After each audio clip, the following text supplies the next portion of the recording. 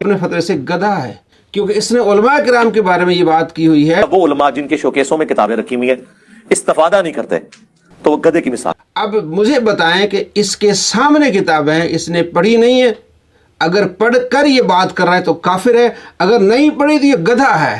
تو اس کو فالو کرنے والے ایک گستاخ کو فالو کر رہے ہیں یا ایک کھوتے اور گدھے کو فالو کر رہے ہیں۔ کہ ماں جو ہے وہ اپنے بچے کو آگ میں نہیں جلا سکتی تو اللہ کیسے جلا دے گا؟ یہ جو صوفیاء نے ڈھکوسلا کیا نا، یہ کفری عقیدہ ہے بالکل، اس لیے کہ ماں اپنے جذبات سے مغلوب ہے، اللہ اپنے جذبات سے مغلوب نہیں ہوتا۔ اللہ کریم کا فرمان ہے حدیث قدسی، من عادی لی ولیا فقد آذنت بالحرب، جس نے میرے ولی سے عداوت رکھی اس سے میرا اعلان جنگ ہے۔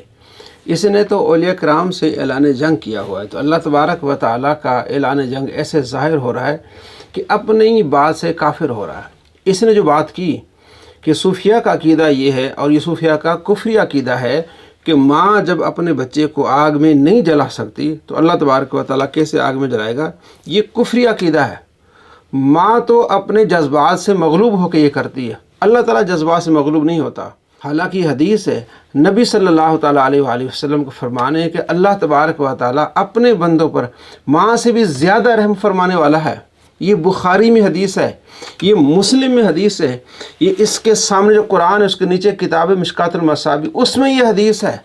اس نے نبی صلی اللہ تعالیٰ علیہ وآلہ وسلم پر کفر کا فتویٰ لگایا، لا حول ولا قوت الا باللہ الامان والحفیظ، یہ نبی کو کافر کہنے والا ہے، اور ایسا بندہ خود کافر ہوتا ہے۔ ایسے کافروں سے آپ بچیں۔ یہ دیکھیں بخاری کی حدیث ہے، بخاری میں اس کا نمبر ہے 5999۔ نبی کریم صلی اللہ تعالیٰ علیہ وآلہ وسلم کے پاس کچھ قیدی آئے، یہ روایت کریں حضرت عمر بن خطاب۔ کچھ قیدی آئے، قیدیوں میں ایک عورت تھی جس کا پستان دودھ سے بھرا ہوا تھا اور وہ دوڑ رہی تھی، اتنے میں ایک بچہ اس کو قیدیوں میں ملا، اس نے جھٹ اپنے پیٹ سے لگا لیا اور اس کو دودھ پلانے لگی۔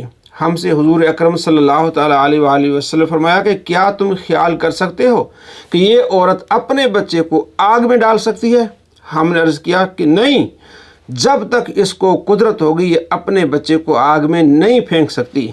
حضرت صلی اللہ تعالیٰ علیہ وآلہ وسلم نے اس پر فرمایا کہ اللہ اپنے بندوں پر اس سے بھی زیادہ رحم کرنے والا ہے جتنا یہ عورت اپنے بچے پر مہربان ہو سکتی ہے۔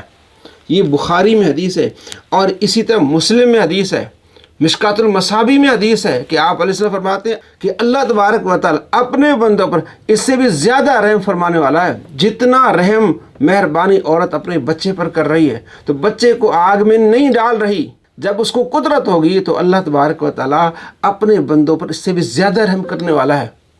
کس کا فرمان ہے؟ نبی علیہ السلام کا فرمان۔ یہ کفر کس کی طرف منسوب اس نے کر دیا؟ نبی علیہ السلام کی طرف۔ یہ اپنی بات سے کافر ہو گیا۔ ایسے کافروں سے آپ بچیں۔ اس کو پتہ ہونے کے باوجود، سامنے کتابیں رکھنے کے باوجود یہ باتیں کر رہا ہے، یہ اپنے فتوے سے کافر ہو رہا ہے۔ اگر اس کا شاگرد کوئی کہے کہ جناب علی شاید اس کو اس حدیث کا علم نہیں ہو، بخاری میں حدیث ہے، مسلم میں حدیث ہے، مشکات المصابیح میں حدیث ہے، اگر اس کو ان احادیث کا پتہ نہیں ہے تو اپنے فتوے سے گدھا ہے، کیونکہ اس نے علماء کرام کے بارے میں یہ بات کی ہوئی ہے۔ وہ علماء جن کے شوکیسوں میں کتابیں رکھی ہوئی ہیں استفادہ نہیں کرتے تو وہ گدھے کی مثال۔ اب مجھے بتائیں کہ اس کے سامنے کتابیں ہیں، اس نے پڑھی نہیں ہے، اگر پڑھ کر یہ بات کر رہا ہے تو کافر ہے، اگر نہیں پڑھی تو یہ گدھا ہے۔ تو اس کو فالو کرنے والے ایک گستاخ کو فالو کر رہے ہیں یا ایک کھوتے اور گدھے کو فالو کر رہے ہیں۔ ایسے لوگوں کو خیال کرنا چاہیے کہ آپ ایک گدھے کو فالو کر رہے ہیں یا آپ ایک گستاخ کو فالو کر رہے ہیں، دونوں صورتوں میں آپ گمراہی پر ہیں۔ اللہ تبارک و تعالیٰ آپ کو ہدایت دے، آپ فیصلہ کریں کہ آپ کس کو فالو کر رہے ہیں، گستاخوں کو فالو کر رہے ہیں یا اللہ کے پیاروں کو فالو کر رہے ہیں۔ ایسے گستاخوں اور ایسے کھوتوں اور ایسے گدھوں سے بچیں جو نبی صلی اللہ تعالیٰ علیہ وآلہ وسلم کے فرمان کو کفری عقیدہ کہہ رہے ہیں اور خود کافر ہو رہے ہیں۔ کافروں سے اپنا ایمان بچائیں۔